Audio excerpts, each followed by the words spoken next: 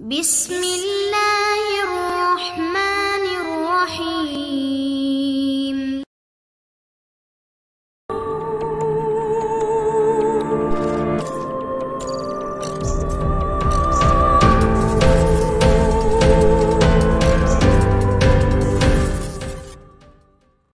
السلام علیکم دوستو، Imran series novel ghost island by Safdar شاہین۔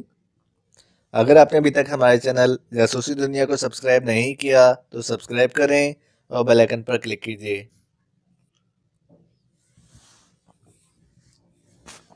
اوہ، تو کیا جوزف کو طلب کروں؟ بلیک زیرو نے چونکتے ہوئے کہا۔ نہیں، تم رانا ہاؤس کے نمبر ملاؤ، میں فون پر جوزف سے بات کرتا ہوں۔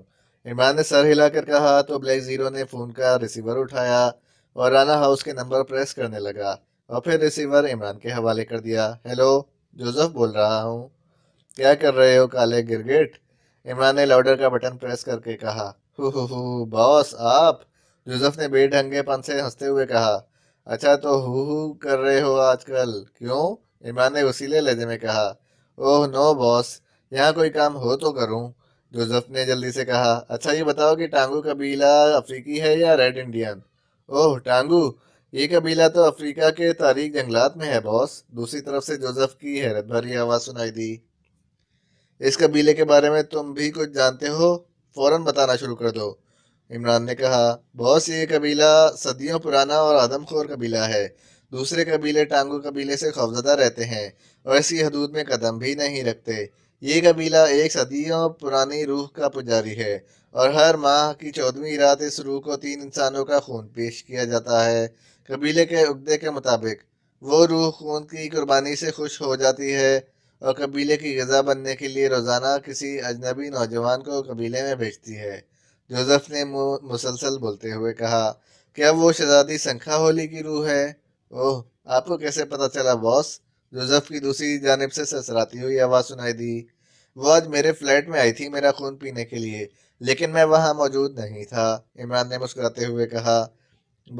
باس کیوں مذاق کر رہے ہیں؟ جوزف نے خوف سے بلبلا کر کہا۔ کیا میرا تمہارا مذاق ہے؟ عمران نے ایک دم غراتے ہوئے کہا۔ نہیں باس، لیکن سنکھا ہولی کی روح وہ خود یہاں کیوں آئی؟ جوزف نے خوفزدہ لہجے میں کہا۔ تو کیا تم مجھے اس کے پاس جانا چاہیے تھا؟ عمران نے وسیلے لہجے میں کہا۔ نہیں باس، لیکن سنکھا ہولی کی روح خود شکار نہیں کرتی، ٹانگو قبیلہ اسے خون کی قربانی دیتا ہے، جوزف نے کہا۔ ہو سکتا ہے اب قبیلے نے قربانی کا سلسلہ بند کر دیا ہو اور وہ خود شکار کرنے لگی ہو۔ نو باس، یہ ناممکن ہے، اگر یہ بات ہوتی تو اسے یہاں آنے کی کیا ضرورت تھی؟ وہ افریقہ کے کسی دوسرے قبیلے سے بھی اپنی پیاس بجھا سکتی تھی، جوزف نے پر یقین لہجے میں کہا تو عمران کے ساتھ بلیک زیرو بھی چونک پڑا۔ ارے یہ بھی تو ممکن ہے کہ وہ میرے فلیٹ میں تمہیں تلاش کرنے آئی ہو، کیونکہ تم میرے باڈی گارڈ کے طور پر پہچانے جاتے ہو، عمران نے بلیک زیرو کو آنکھ کا اشارہ کرتے ہوئے کہا۔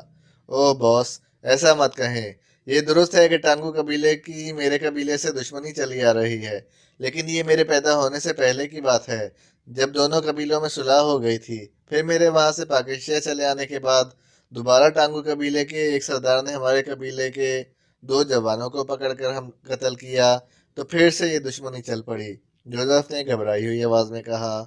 خیر اگر وہ دوبارہ میرے فلیٹ پر آئے تو اس سے کیا سلوک کرنا چاہیے؟ عمران نے طویل سانس لیتے ہوئے کہا۔ باس اول تو مجھے یقین ہی نہیں آیا کہ سنکھا ہولی کی روح یہاں آئی ہوگی، کیونکہ اس کا متمدن دنیا سے کوئی واسطہ نہیں ہے، تاریک جنگلات کی روحیں صرف اپنے علاقے تک محدود رہتی ہیں، لیکن اگر وہ آ بھی جائے تو آپ کچھ نہیں کر سکتے، روح چاہے پاکستانی ہو یا افریقی، اس کا مقابلہ کرنا آپ کے بس میں نہیں ہے، جوزف کی آواز سنائی دی۔ بکو مت، مجھے بزدلی کا سبق دے رہے ہو کالے گدھے، میں تو اس روح کی ٹانگیں توڑ دوں گا، اسے چیر پھاڑ کر ٹکڑے ٹکڑے کر دوں گا، عمران نے وسیلے لہجے میں کہا۔ آہستہ بولو باس، ہو سکتا ہے وہ خون آشام بدرو سن رہی ہو، آپ کے لیے بہتر ہوگا یہاں کسی ماہر عملیات کی خدمات حاصل کریں سنکھا ہولی کو بھگانے کے لیے۔ ارے مجھ سے بڑا ماہر عملیات کون ہو سکتا ہے؟ میں ایک ہی پھونک میں سنکھا ہولی کو راکھ کر ڈالوں گا، عمران نے حتمی لہجے میں کہا اور فون کا ریسیور رکھ کر بلیک زیرو کی طرف دیکھنے لگا۔ سن لیا کالے صفر، سنکھا ہولی کی روح اور اس کا پجاری ٹانگو قبیلہ افریقہ میں موجود ہے، عمران نے مسکرا کر کہا، جی ہاں، لیکن اصل مسئلہ حل نہیں ہوا۔ بلیک زیرو نے اس بات میں سر ہلاتے ہوئے کہا، حل کے لیے جوزف کے مشورے پر عمل کرنا پڑے گا۔ یہ پولیس یا سیکرٹ سروس کا کیس نہیں بلکہ عملیات والوں کا کیس ہے۔ وہی بتا سکیں گے کہ سنکھا ہولی یہاں کیوں آئی اور صرف میرا فلیٹ ہی اسے کیوں پسند آیا۔ کیا ایسا نہیں ہو سکتا کہ کوئی مجرم گروہ آپ کو خوفزدہ کر کے فائدہ اٹھانا چاہتا ہو؟ تمہارا مطلب ہے کالی داس والے کیس کی طرح؟ عمران نے چونکتے ہوئے کہا، جی ہاں، اس میں بھی تو پڑوسی دشمن نے آپ کو ختم کرنے کے لیے ماورائے قوتوں سے مدد لی تھی اور کالی داس نے آپ کے خون سے غسل کرنے کی کوشش کی تھی۔ بلیک زیرو نے مسکراتے ہوئے کہا، ہاں، لیکن اس مرتبہ بھی ایسا ہی چکر ہے، تو پھر میں خود دشمن کے خون سے اپنے ہاتھوں کو لال کروں گا۔ عمران نے اٹھتے ہوئے غصیلے لہجے میں کہا، تو بلیک زیرو بے اختیار ہنس پڑا۔ کیا آپ جا رہے ہیں؟ لنچ نہیں کریں گے؟ بلیک زیرو نے احتراماً اپنی کرسی سے کھڑے ہوتے ہوئے کہا، نہیں، فی الحال تو بھوک نہیں، پہلے مجھے سنکھا ہولی کا مسئلہ حل کرنا ہے۔ ایسا نہ ہو کہ ملک کو کوئی نقصان پہنچ جائے۔ میں سیدھا سید عابد علی شاہ سے رابطہ کر کے اس معاملے کی حقیقت معلوم کروں گا، عمران نے کہا اور آپریشن روم سے نکل کر کمپاؤنڈ میں کھڑی اپنی سپورٹس کار کی طرف بڑھتا چلا گیا۔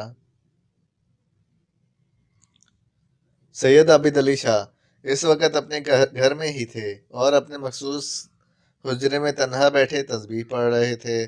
عمران نے ایک ملازم کے ذریعے انہیں اپنے آمد کی اطلاع بھجوائی تو انہوں نے عمران کو وہیں طلب کر لیا۔ عمران نے حجرے کے باہر جوتے اتارے اور اندر داخل ہو کر شاہ صاحب کو مؤدبانہ انداز میں سلام کیا۔ وعلیکم السلام، آؤ بیٹے بیٹھو، اللہ تعالیٰ تمہیں اپنے حفظ و امان میں رکھے، شاہ صاحب نے شفقت بھرے لہجے میں دعا دیتے ہوئے کہا۔ بہت بہت شکریہ شاہ صاحب، آپ کی دعاؤں کے طفیل ہی اللہ تعالیٰ مجھ ناچیز پر مہربان ہے، ورنہ میں تو خاصا گناہ گار ہوں۔ نیک اعمال سے دامن خالی ہے۔ عمران نے اس کے سامنے چٹائی پر دو زانوں بیٹھتے ہوئے انتہائی عاجزی سے کہا۔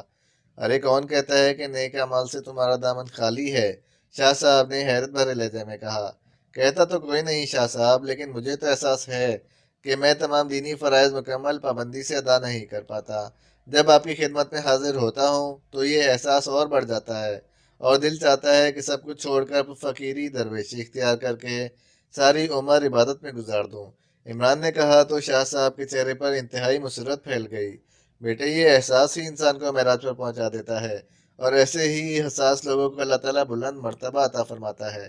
آپ نے درست فرمایا ہے شاہ صاحب، لیکن میں تو بے عمل انسان ہوں، عمران نے اس بات میں سر ہلاتے ہوئے کہا۔ نہیں بیٹے، اعمال کا دار و مدار نیت پر ہوتا ہے اور تمہاری نیت بالکل درست ہے۔ تم جو کچھ کرتے ہو اس سے اللہ تعالیٰ تم سے خوش ہے، کیونکہ تمہاری نیت میں فتور نہیں ہے۔ تم جو کچھ کرتے ہو وہ صرف اپنے ملک و قوم کی سلامتی و بقا کے لیے کرتے ہو، اور یہ عین جہاد ہے۔ عام سادہ مسلمان بھی اگر اسلام اور اللہ کے دشمنوں سے لڑتا ہوا مارا جائے تو شہادت کے رتبے پر فائز ہو جاتا ہے، اور اللہ تعالیٰ کے نزدیک شہید کا مرتبہ اتنا بلند ہے کہ ہمارے صحابہ کرام کی دلی تمنا ہوتی تھی کہ انہیں شہادت کا مرتبہ نصیب ہو جائے۔ بہرحال میری نظر میں تمہارا اتنا بڑا مرتبہ ہے کہ میں تمہیں بتا نہیں سکتا، شاہ صاحب نے مسلسل بولتے ہوئے کہا۔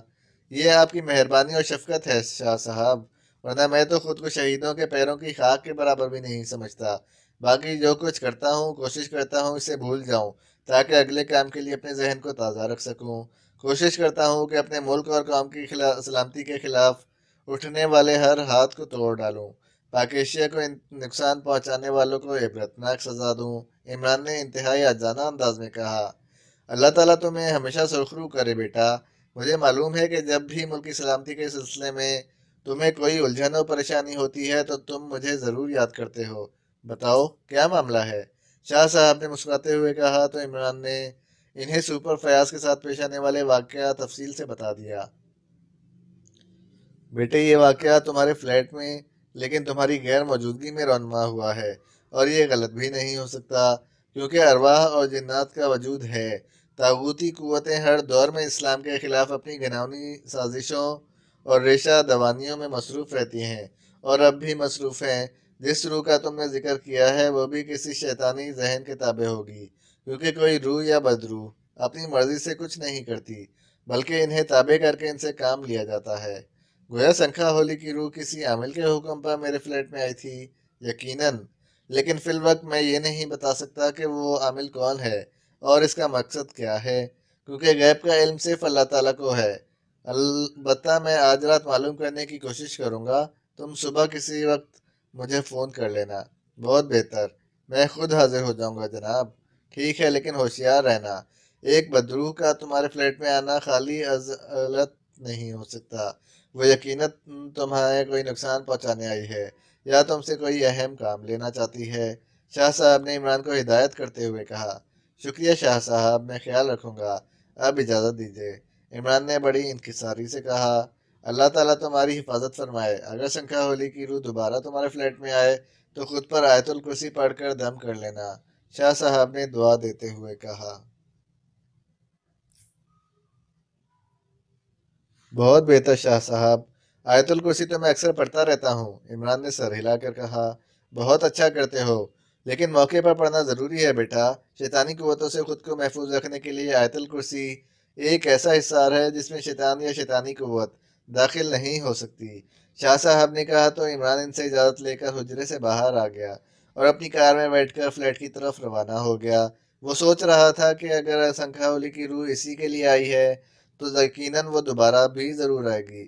جولیا کے فلیٹ والی سڑک سے گزرتے ہوئے اچانک اسے جولیا سے ملنے کا خیال آیا اور اس نے بلڈنگ کے باہر فٹ پاتھ کے ساتھ کار روک دی۔ چند لمحوں بعد وہ جولیا کے فلیٹ کے دروازے کے باہر کھڑا ڈور بیل کا بٹن پریس کر رہا تھا۔ جلد ہی دروازہ کھل گیا۔ اسے دیکھ کر جولیا کے لبوں پر مسکراہٹ پھیل گئی۔ ہیلو جولیا، کیا میں اندر آ سکتا ہوں؟